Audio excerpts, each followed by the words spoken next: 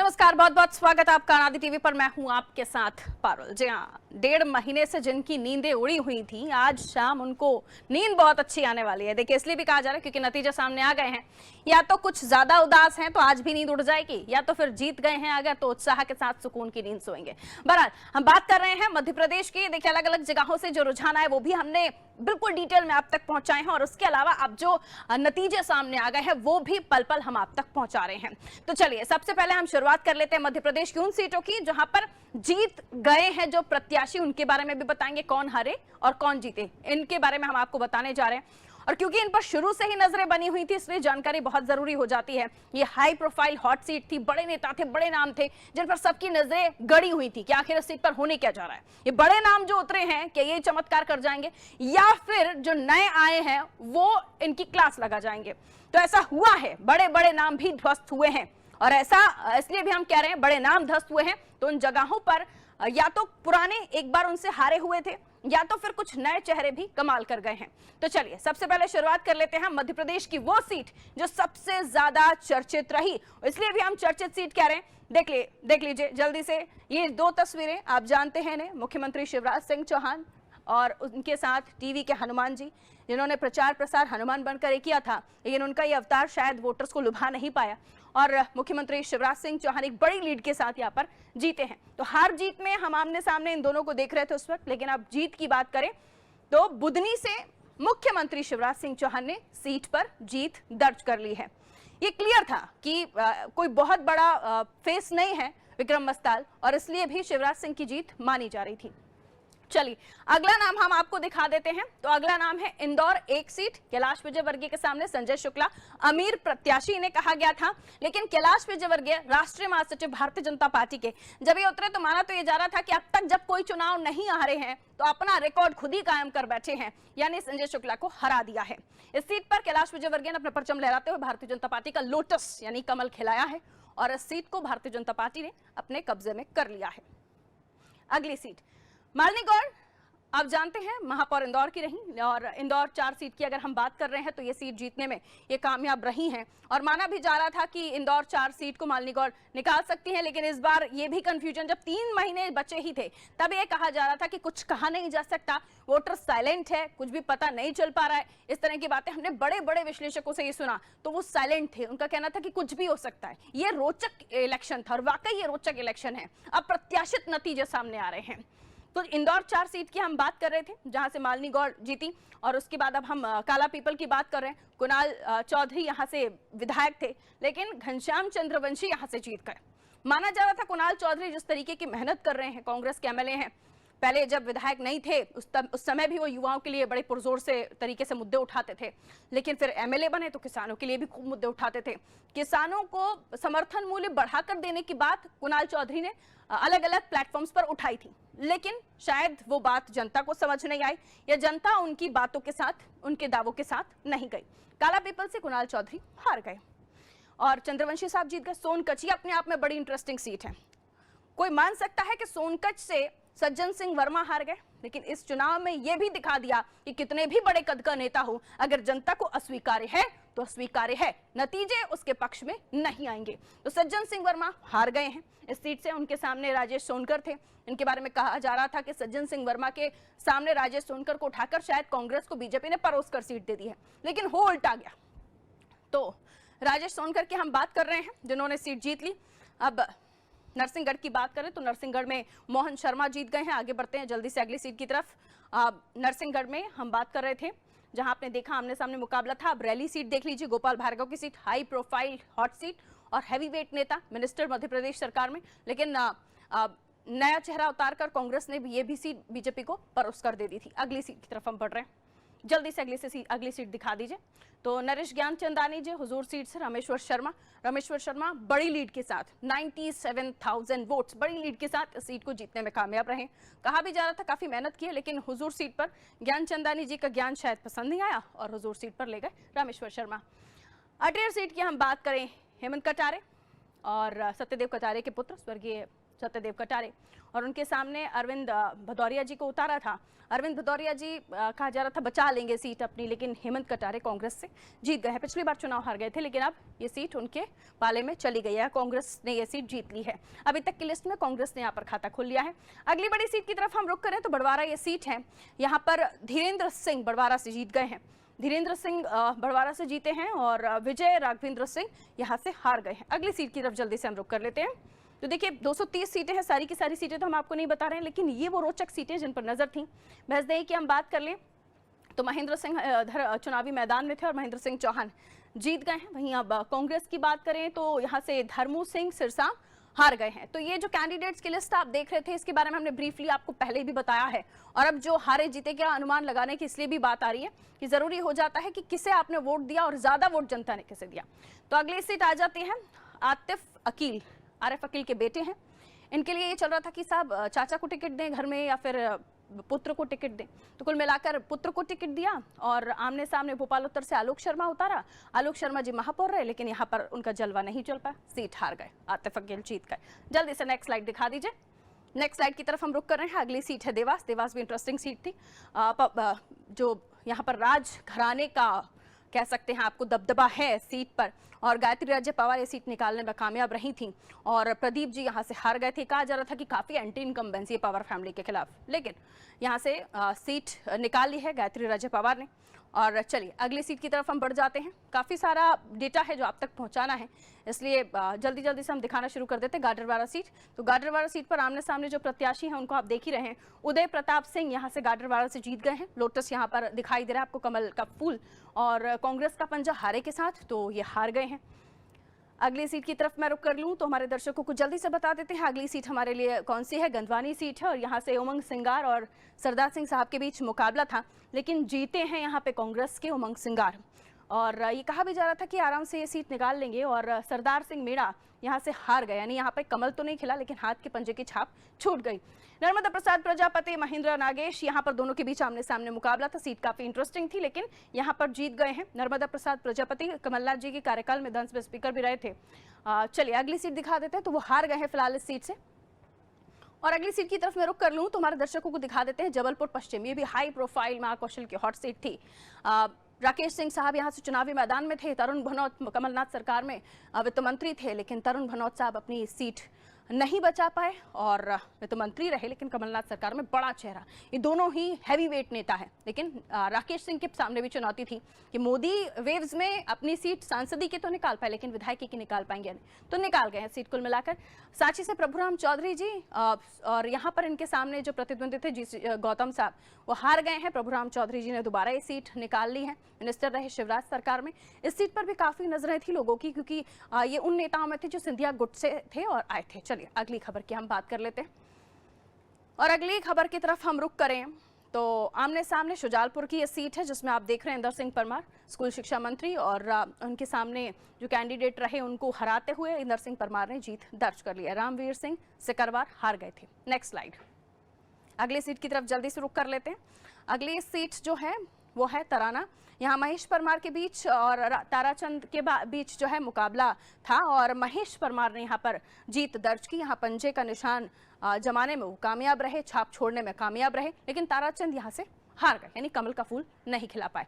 और चलिए मध्य प्रदेश के साथ साथ छत्तीसगढ़ में भी बीजेपी ने बड़ी लीड ली है, और ये अप्रत्याशित जो नतीजे सामने आ रहे हैं दोनों ही स्टेट से, इवन राजस्थान से भी बड़े बड़े नाम ध्वस्त हुए हैं और बड़े बड़े हस्तियों को हमने यहाँ पर देख रहे हैं कि सिलेक्शन में बैठते हुए देख रहे हैं। अब मध्य प्रदेश से ही बड़े बड़े नाम हैं जो बैठ गए हैं। और वहीं हम छत्तीसगढ़ की तरफ रुक कर ले तो छत्तीसगढ़ की जल्दी से तस्वीर दिखा दीजिए।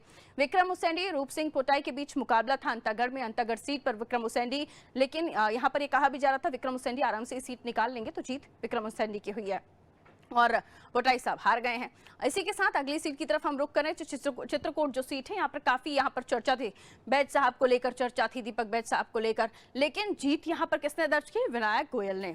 तो ये भी अपने आप में थोड़ा नतीजा जो है लोगों के जहन नहीं उतर रहा था, लेकिन जीत तो जीत है साहब। आपने जिसको वोट किया, जिसको जिताया, जीत तो उसी क्यों नहीं। आगे बढ़ते हैं। जितिन जायसवाल किरण सिंह देव के बीच मुकाबला था। दोनों ही प्रत्याशियों की तस्वीरें भी आप देख रहे हैं, लेकिन किरण सिंह देव लोटस यानी कमल खिलाने में कामयाब रहे, और उसके बाद जितिन जायसवाल यहां से हार गए। सीट पर भी नजरें गड़ी हुई थी। अगली तस्वीर की तरफ रुख कर लेते हैं तो अहिरवार सीट है ये। निर्मल कोसरे यहाँ से चुनावी मैदान में थे, लेकिन डोमन लाल कोरसेवाड़ा यहाँ से जीत दर्ज करने में कामयाब हुए। निर्मल कोसरे यहाँ से हार गए, यानी कांग्रेस यहाँ से हार गई है। अगले सीट की तरफ हम रुख कर लेते हैं तो आरंग सीट है, शिव कुमार डहरिया। ये भी काफी हाई प्रोफाइल सीट है जहां पर सबकी नजरें थी और गुरु खुशवंत साहब यहाँ से जीत गए हैं। ये भी अपने आप में काफी इंटरेस्टिंग है कि शिव डहरिया जो है वो सीट को हार गए हैं। जशपुर सीट की तरफ रुख कर लीजिए तो जशपुर सीट पर भी सबकी नजरें थी, लेकिन जशपुर सीट से रायमुनि भगत बीजेपी ने इस सीट को जीत लिया है। सोचिए 11 से कितनी बड़ी लीड बीजेपी ने छत्तीसगढ़ में ली है। जशपुर सीट से जो है कांग्रेस हार गई है। आगे हम रुख कर लेते हैं तो नेक्स्ट स्लाइड दिखा दे हमारे दर्शकों को। अगली सीट आ रही है कुंकरी सीट। कुंकरी सीट पे यूडी मेंस और विष्णुदेव साय का जो है मुकाबला था, लेकिन विष्णुदेव साय जीत गए कुंकरी सीट से और बीजेपी का कमल खिलाने में यहाँ से कामयाब रहे हैं।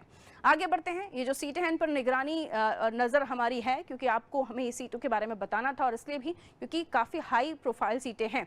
और अगली सीट की तरफ हम रुख कर लेते हैं।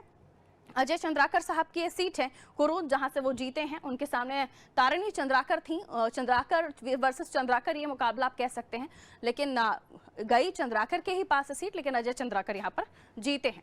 अगली स्लाइड की तरफ हम मूव करें। अजय चंद्राकर कांग्रेस माफ कीजिएगा जो बीजेपी से कमल खिलाने में कामयाब रहे हैं। अगली स्लाइड है मनेन्द्रगढ़ विधानसभा। मनेन्द्रगढ़ विधानसभा में रमेश सिंह और श्याम बिहारी के बीच मुकाबला था, लेकिन जीते हैं श्याम बिहारी जी। श्याम बिहारी जी के ऊपर शायद कृपा होगी और इसलिए भी जनता की कृपा उन पर पड़ी और वो सीट निकालने में कामयाब रहे। अगली सीट की तरफ हम रुख कर लेते हैं। मनेन्द्रगढ़ के बाद आपके सामने आ रही है अगली सीट और अगली सीट है पथलगांव।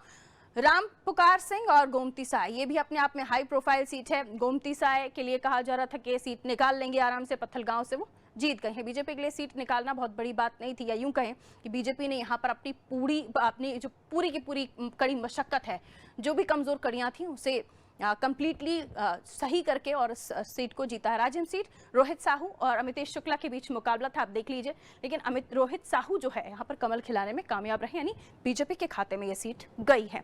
अगली सीट की तरफ हम जल्दी से रुख कर लेते हैं तो हमारे दर्शकों को बता देते हैं अगली सीट क्या कहती है।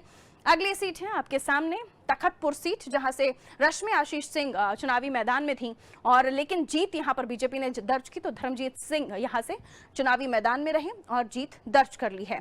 तो ये सीट भी आपको बताते चलें और इसी के साथ अगली सीट की तरफ हम रुख करें तो बस्तर सीट भी यहाँ से काफ़ी इंटरेस्टिंग हो जाती है, क्योंकि यहाँ पर जो उम्मीदवार हैं लखेश्वर बघेल साहब जीत गए हैं और बघेल फैक्टर यहाँ पर बहुत काम करता है छत्तीसगढ़ में। मनीराम कश्यप यहाँ चुनावी मैदान में थे, लेकिन बीजेपी सीट को नहीं निकाल पाई।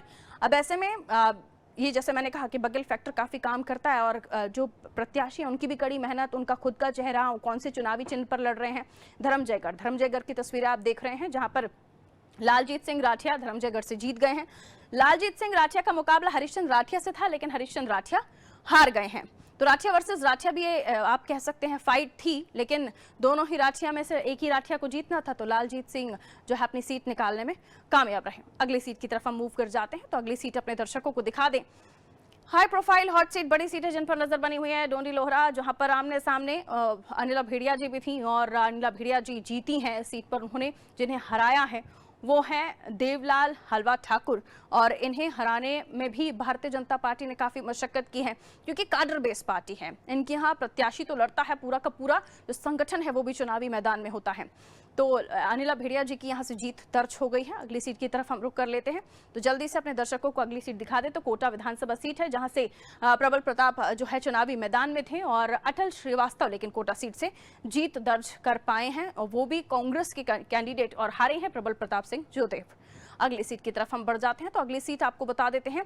आमने सामने कोटा सीट से हमने जैसे आपको बताया अटल श्रीवास्तव और प्रबल थे, लेकिन यहाँ पर तस्वीर कुछ और रही। आगे बढ़ जाए तो डोंगरगांव, देखिए डोंगरगांव सीट काफ़ी इंटरेस्टिंग है, क्योंकि यहाँ से जो उम्मीदवार हैं उनके नाम मैं आपको बता दूं, जो दलेश्वर साहू और जो उनके सामने प्रतिद्वंदी थे वो भरत लाल वर्मा थे और इसीलिए ये ज़रूरी हो जाता है आपको बताना। लेकिन जीत जिन्होंने दर्ज की वो है भरत लाल वर्मा और दलेश्वर साहू यह सीट पर जो है दलेश्वर साहू जीते थे और उनके सामने भरत लाल वर्मा जो है वो हार गए थे। तो छत्तीसगढ़ की ये तमाम बड़ी सीटें हैं और इसलिए ज़रूरी हो जाता है आपको बताना, चूंकि छत्तीसगढ़, राजस्थान और तमाम जो हमारे दर्शक हैं वो नज़रें गड़ाए हुए हैं टेलीविजन स्क्रीन पर, और उन्हें जानने का जाहिर सी बात है हक है। आपने जिन्हें वोट दिया है तो आपको पता भी होना चाहिए कि आपने किसे अपना सरताज बनाया है और किसे आपने बाहर का रास्ता दिखाया है। चलिए अब आपको देखिए, जैसे कि हम शुरुआती दौर से कहते आ रहे हैं कि मध्य प्रदेश वो क्षेत्र है जहां पर कई सारी जातियां हैं। हमारे देश में इतने सारे लोग रहते हैं, अलग अलग जातियों के, अलग अलग परंपराओं के फेस्टिवल भी होते हैं, लेकिन अलग अलग तरीके से भी मनाए जाते हैं। तो क्षेत्रीय समीकरण जानना इसलिए जरूरी हो जाता है क्योंकि सियासत भी अलग अलग तरीके से यहाँ पर होती है। जातीय समीकरण राजनेता साधते हैं और उसी के अलावा अलग अलग राज्यों की अलग अलग तस्वीर होती है। तो राज्यवार अगर मैं आपको बताने की कोशिश करूं तो मध्य प्रदेश की सबसे पहले हम बात करेंगे फायदा क्या है, नुकसान क्या है।